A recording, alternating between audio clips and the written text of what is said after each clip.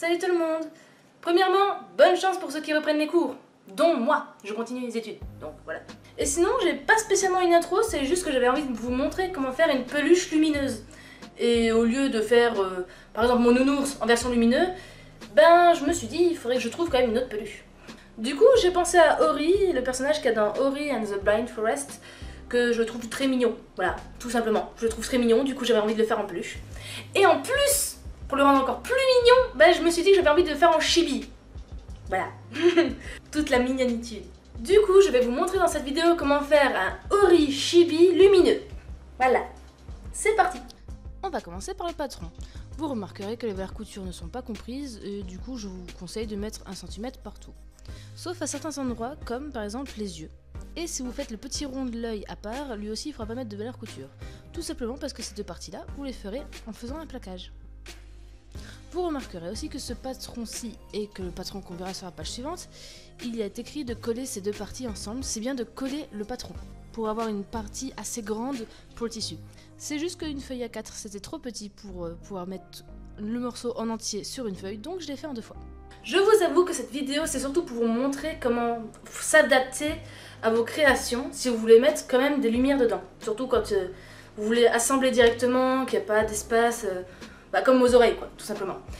Mais la peluche en elle-même est assez compliquée. Elle a des angles et tout, donc c'est assez compliqué. Donc si vous êtes novice, prenez énormément de temps ou essayez de faire un peu comme vous pouvez, j'ai envie de dire. Bonne chance, vraiment. Pour commencer, vous allez pouvoir tracer le contour de l'œil en le faisant un peu plus petit que l'œil en lui-même. Comme ça, le tracé ne sera pas visible après. Comme la peluche de Hollow Knight, je vous conseille de ou coller avec une colle spéciale pour tissu ou de thermocoller avec un thermocollant double face pour que l'œil se place correctement et ne bouge pas. Une fois que ça c'est fait, vous pourrez faire le contour de l'œil avec la fonction boutonnière de la machine ou un point zigzag assez serré. J'ai essayé de faire le rond et de pas juste remettre du blanc au-dessus du noir, ça aurait fait de l'épaisseur et donc il ne se serait pas allumé à cet endroit-là. Je pense que vous voyez ce que je veux dire. Mais du coup, verdict, c'est compliqué, un petit peu. Mais c'est faisable pour coudre, pour faire propre autour. Donc vous pouvez le faire, mais ça prendra du temps. Parce qu'à chaque fois, il faudra lever le pied presseur pour le tourner un petit peu, le reposer, etc. etc. Bonne chance encore une fois. Une fois que ça c'est fait, vous allez pouvoir assembler les joues ensemble à l'avant.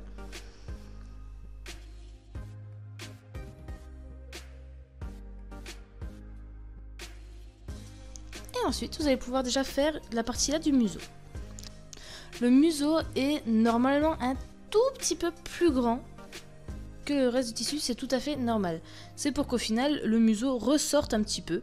Ça fait un effet museau. C'est pour que justement ça fasse pas un creux mais que le museau ressorte, tout simplement. Donc il faudra tirer un petit peu le tissu blanc pour que ça se cale correctement, mais c'est tout à fait faisable. Maintenant on va pouvoir mettre ça de côté et s'attaquer au front. Petite particularité, c'est que quand on assemble le front avec les petites cornes, il faut absolument laisser la valeur couture libre. En fait, il va falloir assembler le tour de la corne avec le front, mais il ne faut pas coudre jusqu'au bout. Il va falloir laisser les 1 cm de couture qu'on aura besoin plus tard. Si vous assemblez jusqu'au bout, vous serez bloqué et vous ne pourrez pas l'assembler avec l'arrière de la tête. Si vous avez correctement fait vos petites cornes, vous allez pouvoir déjà premièrement cranter à cet endroit-là pour que le tissu se place correctement et vous allez pouvoir l'assembler aux joues et au museau. Maintenant, on va préparer les oreilles. Le truc avec les oreilles, puisqu'elles sont fines et qu'on ne va pas rajouter de rembourrage à la fin, il faut directement installer les LED à l'intérieur. Pour ce fait, toutes les personnes qui ont utilisé une surface intermédiaire, c'est-à-dire tissu, planche de mousse ou toute autre chose que vous pouvez mettre pour les oreilles, il va falloir déjà les assembler, on va dire grossièrement à la main, à certains endroits pour éviter que ça bouge. Le problème c'est que si vous ne faites pas ça, les LED elles vont commencer à bouger n'importe où dans l'oreille, elles vont s'amasser, elles vont glisser. Bref, ça irait pas jusqu'au bout, ça serait pas très joli. Donc vous avez déjà installé comme ça quelques LED pour qu'elles restent dans l'oreille. Si vous avez bien accroché vos petites loupiottes, vous allez pouvoir installer les restes de tissu pour faire le reste de l'oreille. Vous allez déjà placer correctement donc les deux tissus, endroit contre endroit, et le tissu avec les loupiottes accrochées dessus, au-dessus. Vous allez épingler tout autour pour pouvoir assembler tout autour. Avant de retourner, vous allez pouvoir cranter et au moins enlever du tissu au niveau de la pointe. Sinon, les oreilles ne feront pas du tout une pointe. Et au moment de retourner, il faut faire en sorte qu'un tissu aille au-dessus du tissu loupiotte et un en dessous.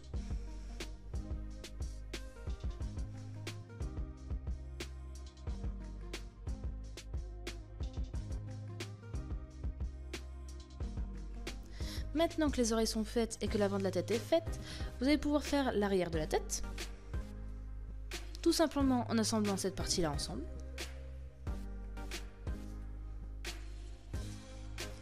Et vous allez pouvoir assembler cette nouvelle partie, l'arrière de la tête, avec le reste, en y mettant les oreilles avec. Par contre, il ne faut pas coudre vraiment toute l'oreille, comme on ferait d'habitude avec d'autres peluches. Vous allez assembler déjà l'avant et l'arrière de la tête ensemble, et arrivé au niveau de l'oreille, vous allez juste assembler un petit peu, en faisant très attention de ne pas coudre avec le câble, sinon vous allez faire un court-circuit, et vos loupiottes ne s'allumeront plus, ce qui serait un peu triste quand même pour une peluche lumineuse. Donc vous allez assembler un petit peu, vous allez lever le pied presseur et lever l'aiguille, et rassembler de nouveau un petit peu après, pour que l'oreille ne bouge pas.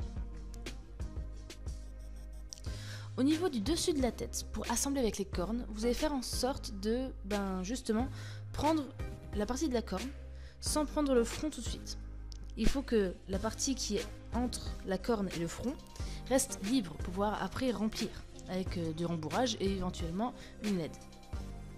C'est pour ça aussi qu'avant vous avez fait un cran à cet endroit-là pour pouvoir correctement placer la valeur couture.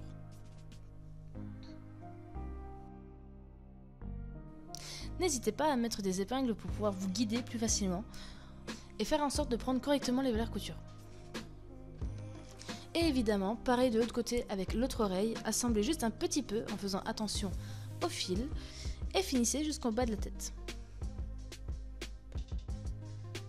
Maintenant, juste pour être sûr que les oreilles ne bougent pas, vous allez assembler mais à la main pour pouvoir esquiver le fil pour être sûr.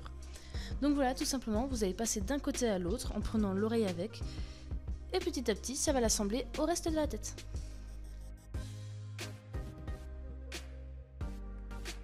Donc maintenant, nous allons mettre la tête de côté pour l'instant et s'attaquer au corps. Tout d'abord, nous allons commencer par la pince arrondie. Elle est, on va dire, assez particulière parce que d'un côté, elle doit donner vraiment la forme, on va dire, cuisse de Ori. Et aussi, elle est très importante parce que sinon, la forme ne se fait pas du tout.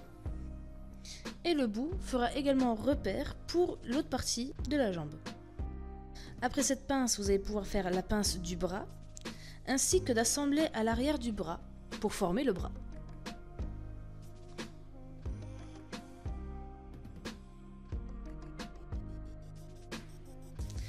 Vous allez également déjà assembler la partie de la jambe avec le reste du dos.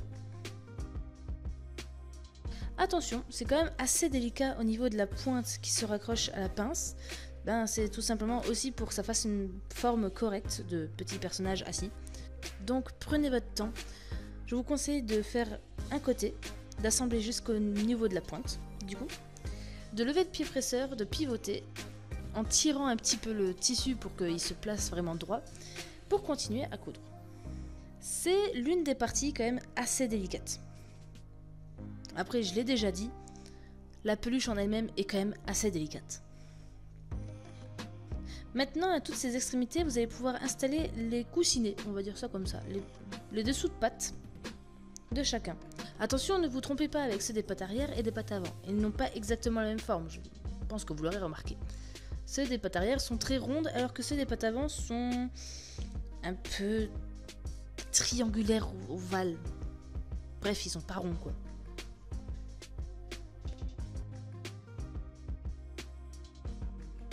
Maintenant, nous allons pouvoir assembler l'arrière du dos, mais en laissant une ouverture. Premièrement, une ouverture pour la queue, que vous mettrez un peu plus tard, si vous voulez mettre des loupiottes surtout. Vous allez faire le même système que pour les oreilles. Et également, tout simplement pour retourner la peluche et installer tout ce qui est rembourrage. Donc laissez une ouverture, 7 à 10 cm, ça ira très bien. Puis vous allez pouvoir installer le ventre. Pour le ventre, vous allez tout simplement l'assembler. Et c'est aussi une partie assez délicate. C'est délicat surtout à l'endroit qui se trouve entre le bras et le tissu qui fait la jambe. Bon, pour faire simple, l'endroit qui fait également un triangle en fait. De nouveau, prenez votre temps, épinglez, allez-y doucement. La tête est faite, le corps est fait, il suffit de les assembler ensemble, au niveau du cou, évidemment. Vous allez faire en sorte de les placer comme ceci, de mettre l'un dans l'autre, pour pouvoir correctement mettre le cou. Faites en sorte de placer les loupiottes de façon à qu'elles ne vous gênent pas, surtout. La chose la plus triste qui pourrait arriver, ça serait de coudre l'un des câbles avec, ce qui donnerait un court-circuit et que du coup, les LED ne s'allumeraient pas comme j'ai dit un peu plus tôt. Donc faites vraiment attention de les placer dans un endroit de la peluche pour que ça ne gêne pas.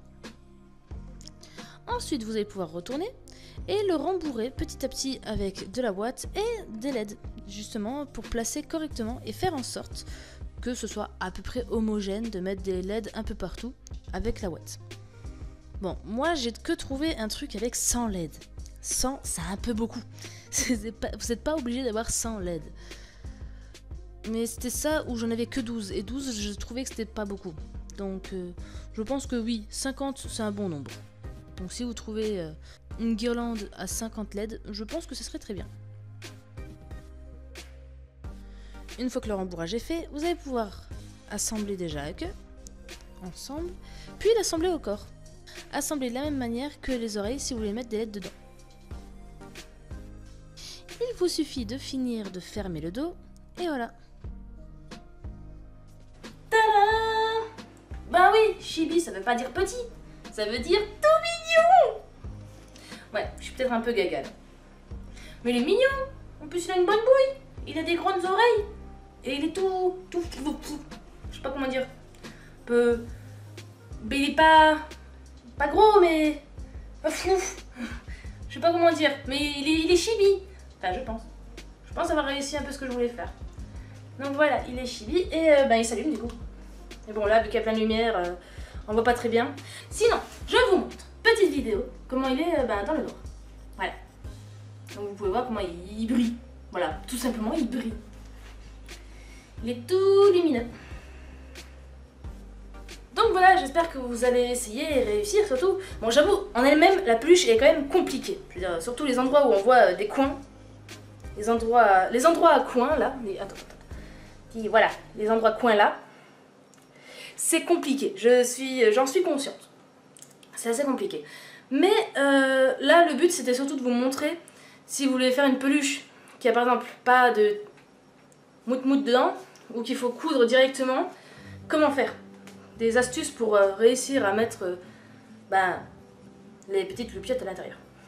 Donc une dernière fois encore, bonne chance, et abonnez-vous à ma chaîne et à la prochaine. Bye bye!